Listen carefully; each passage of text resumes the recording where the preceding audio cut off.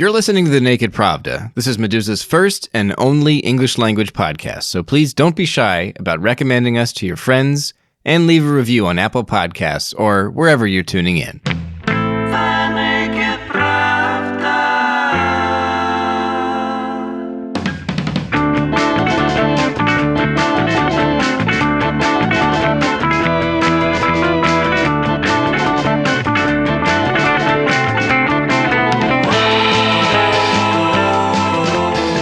Welcome to the Naked Pravda. I'm recording this on Friday, June 26th, and I'm your host, Kevin Rothrock, the managing editor of Medusa's English Language Edition. On today's show, we'll look at the so-called seventh studio case, focusing on stage director Kirill Serebrennikov, who, along with his co-defendants, narrowly avoided prison time in today's verdict, when he was sentenced to 3 years probation and fined 800,000 rubles, about $11,500, for his role in the alleged embezzlement of almost 129 million rubles, about $1.9 million bucks, allocated to the Culture Ministry's Platforma project, a state-led contemporary art incubator, where he was one of the directors.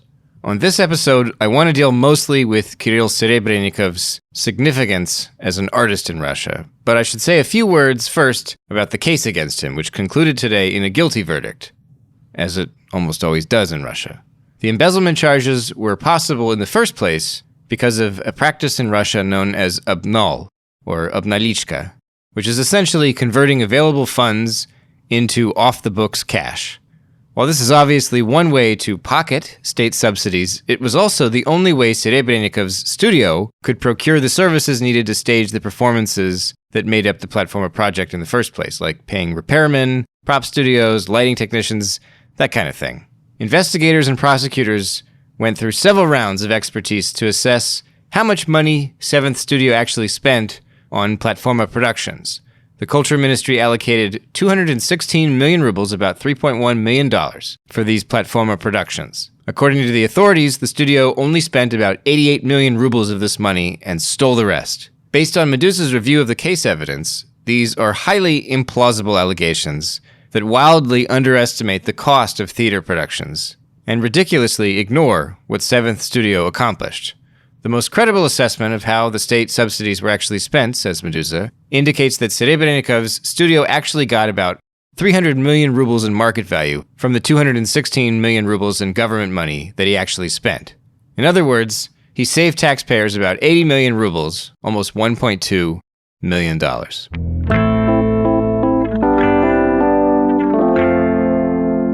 Those contradictions, or seeming contradictions, is what made him, in my mind, such a telling avatar for culture in the Putin era. That's Joshua Yaffa, the New Yorker's Moscow correspondent, who was recently a guest on this very podcast to discuss his new book about social and cultural ethics under Putin, Between Two Fires, Truth, Ambition, and Compromise in Putin's Russia. In that book, he actually has a whole chapter about Kirill Serebrennikov. So he had these high-level connections, but he also didn't try to kind of curry power or favor. He certainly didn't pretend to be a kind of overly loyal or obedient servant of the Putin system. In fact, quite the opposite. I think he made his political and civic sensibilities quite clear. And for a while, that all worked. That kind of contradictory construction held for many years. In fact, that was at least part the kind of secret sauce of early or mid-stage Putinism, in that it allowed these sorts of figures to exist inside the system. It brought them in with money, resources, opportunity, let them benefit from the system, and also allowed them actually to engage in projects or performances that seemed to cut against the system's values or interests, or even in some ways to be directly opposed to it, not opposed to it politically. That we should say was always a red line for the Putin system. But culturally, creatively, that was allowed, and Serebrennikov really benefited from the opportunities that whole kind of contradictory puzzle allowed. I know you went and saw several of the performances that he directed or produced. Can you describe for people that, like, let's imagine you're talking to a fairly, mainstream normie who goes to maybe see like a Marvel film or something. Like, how would you describe one of Serebrennikov's plays? I think the first Serebrennikov piece I saw live was the opera The Golden Cockerel at the Bolshoi by Nikolai Rimsky-Korsakov. I must have seen it, I guess, in 2012, not long after I moved to Moscow. And this was around the time when the Bolotnaya protests were going on or had just ended. And there was this, definitely in Moscow at least, this kind of protest mood in the air. And Serebrennikov staged this opera, which initially is from the early 20th century, the early 1900s. And it was such a clear and obvious send-up of contemporary Kremlin politics. There was this military parade on the stage of the Bolshoi that featuring these big missiles being towed across the stage. There was an obvious kind of mocking homage to Russia's annual May 9th Victory Day celebration. There was a horde of children who were glorifying the Tsar in this kind of obviously satirical way, which seemed like a nod to these pro-Kremlin youth groups like Nashi and others. There was this kind of somewhat pitiful minion who was prancing around stage with an iPad that seemed to be a Medvedev kind of illusion, who at the time was just coming out of the presidency and had so publicly tried to embrace the IT sector and IT startups. So here was the Bolshoi, this cultural institution that is most directly linked with Russian state power and might. You know, the box where Stalin came for performances, mounting this staging that was such a obvious winking, right? It sort of maintained this air of plausible deniability. It wasn't actually a kind of political démarche, but nonetheless, it was pretty clear for everyone in the audience who was being made fun of here.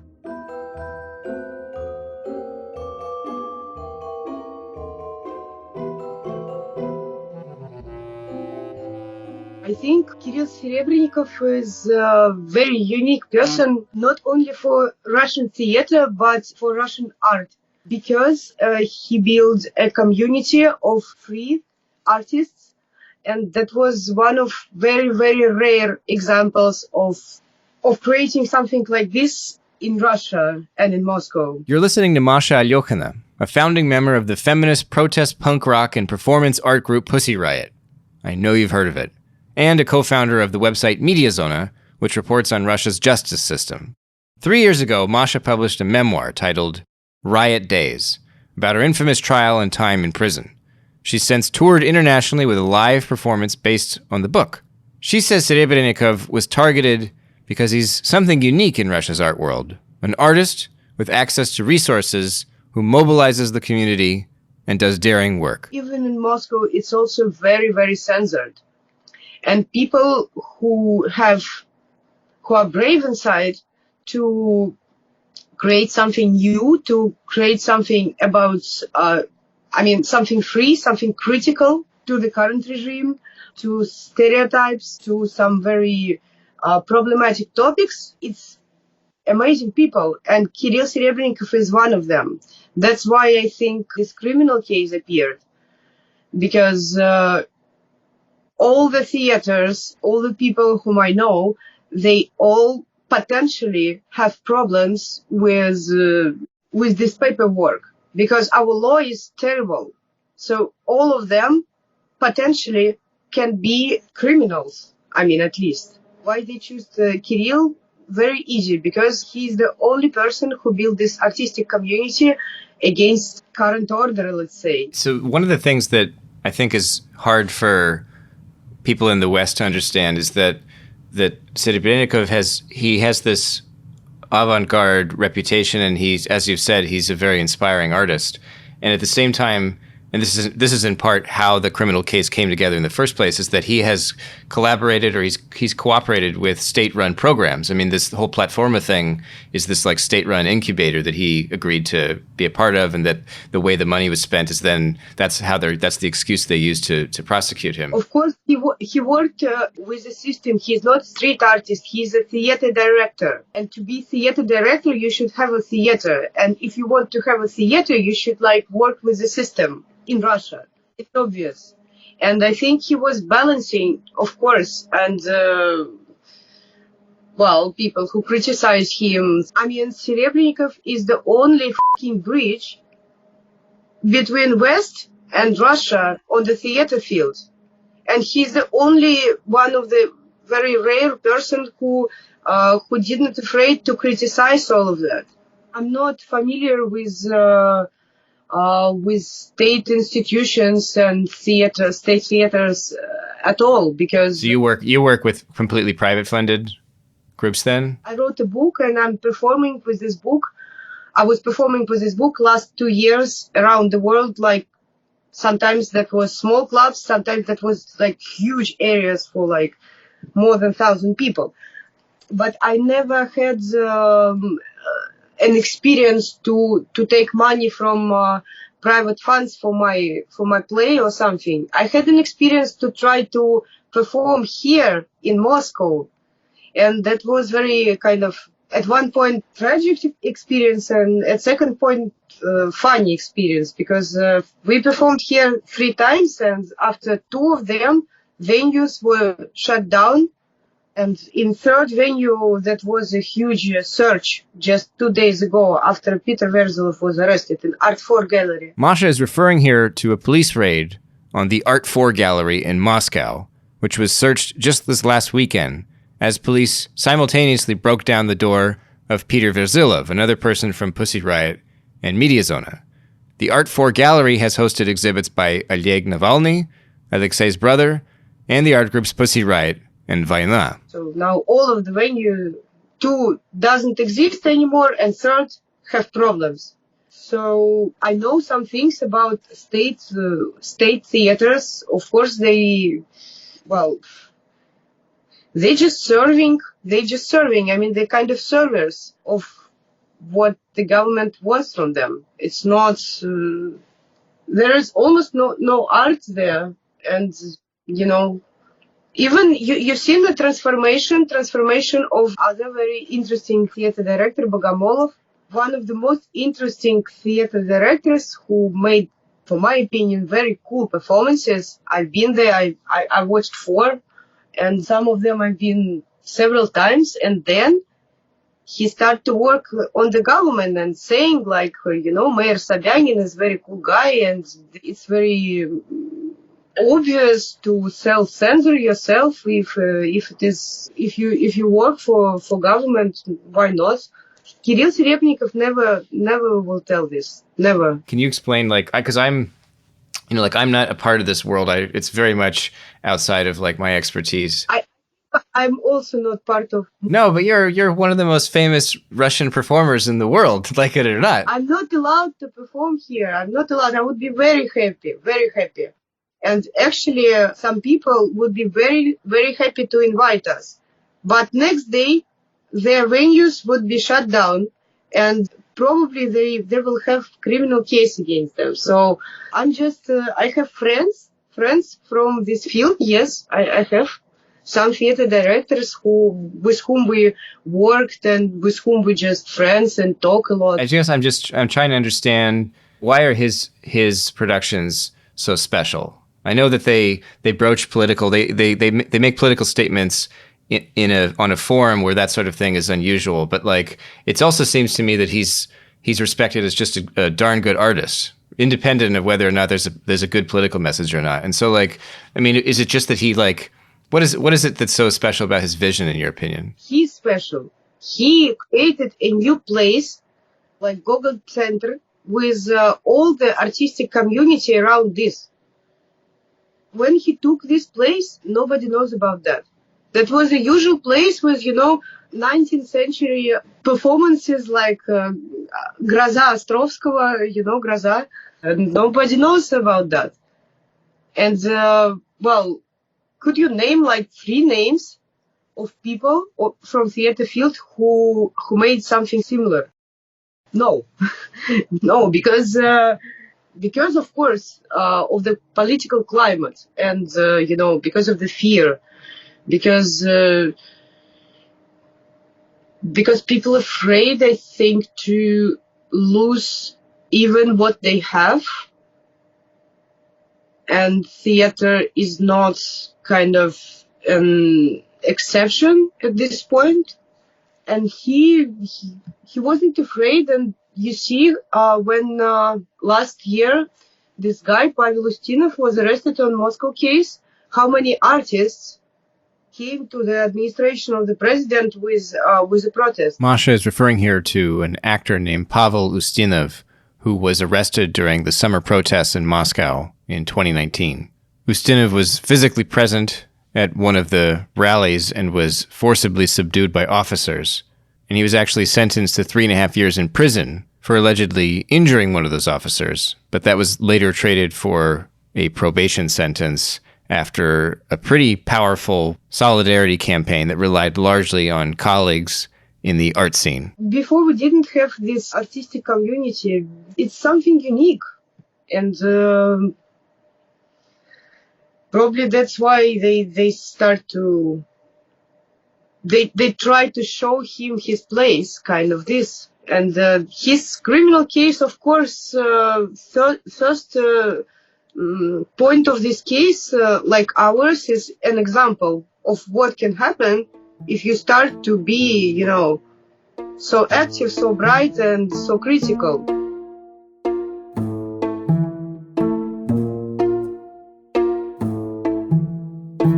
Joshua Yaffa agrees that Russia's political climate is what drove the case against Serebrennikov, but he points out that this weather has changed between now and when the case was launched 3 years ago. Perhaps that the case against him fit the mood of the day as the Kremlin saw it a few years ago, and perhaps his acquittal fit the mood of the day, or the needs of the day, I should say, of the Kremlin in the here and now. And what I mean by that is it just would seem like an unnecessary and kind of egregious finger in the eye of the Moscow intelligentsia and the kind of cultural intelligentsia around the country to put him in prison at a time when the Kremlin is so energetically, boisterously, and absurdly trying to drum up support for this constitutional referendum.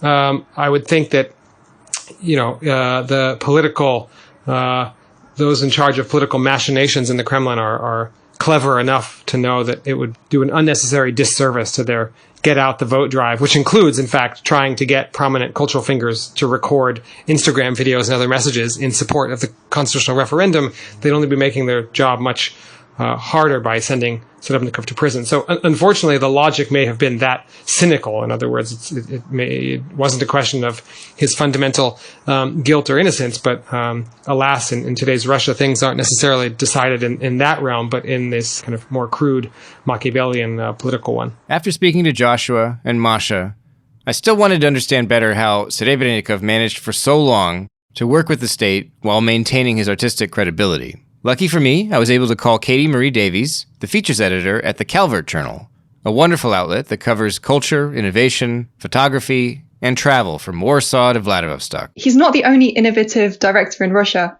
but he's a director who's managed to work within the state system. And in a country like Russia, like most countries, to be honest, that's so important because there's such limited funding for the arts. And where are you going to get your money from? The government is a huge source of cash. So if you want to do these kind of really interesting, fun things, you need to pay for them.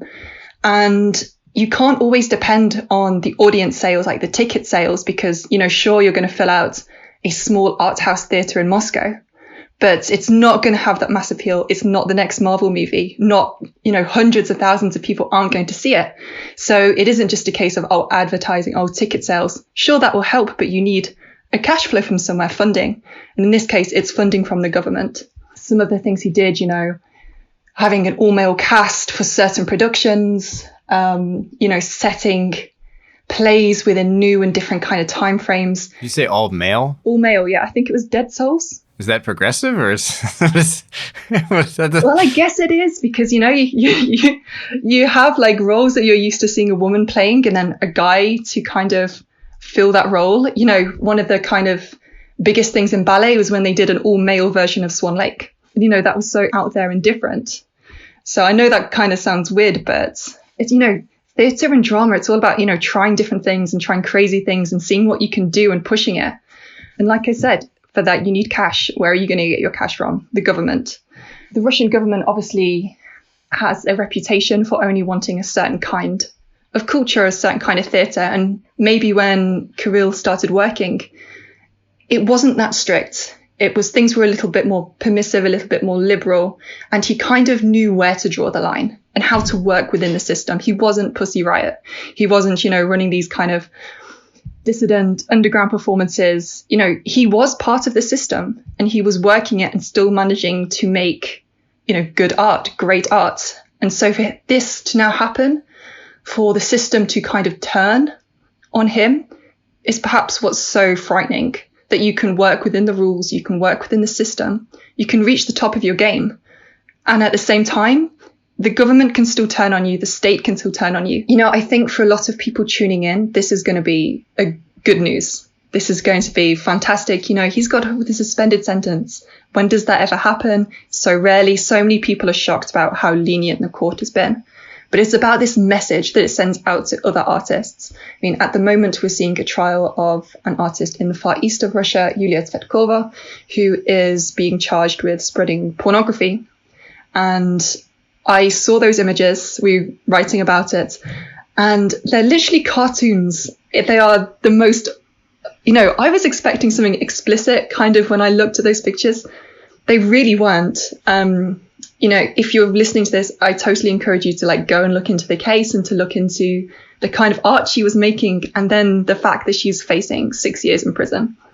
This has been such a high profile case because, it's the Gogol Center in Moscow. It's a prolific director. It's a director that's been featured at Cannes. But what worries me, I guess, are these smaller artists who are still going out there and trying to make a difference and trying to express themselves. Yulia Tsvetkova was a feminist activist and working about, body positivity, sex positivity. And maybe in this case, there's been a suspended sentence. But, smaller artists out there aren't going to have this massive international publicity protecting them. And even though there's been a suspended sentence here today, it still sends a certain signal. It sends an idea that it sends the wrong message. It sends the idea that the police can crack down on this kind of thing. And it doesn't have to be a strong case either. One of the worst things about this case for me is how absurd it was, the allegations that certain plays didn't go ahead, despite the fact that there have been reviews of them and they've won awards. Police forces across the country, they're not being controlled by Putin, told you must do this, you must harass this artist. But they're going to see this as a bit of a green light to kind of go out there and do what they want, and they don't have to build the strongest case. And if they feel that an artist is overstepping the lines because they're, drawing, women with their bras off, that's what they can do.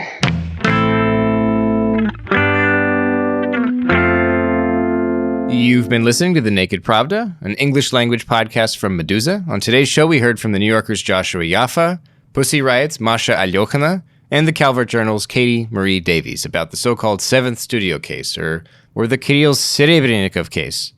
It doesn't matter what you call it, but today we did focus on Kirill Serebrennikov. The Naked Pravda is a podcast from Meduza, our first English language show, and I hope you'll recommend us to your friends and leave a review on Apple Podcasts or wherever you're tuning in to help put this program in front of more people. Thanks for listening, and come back soon.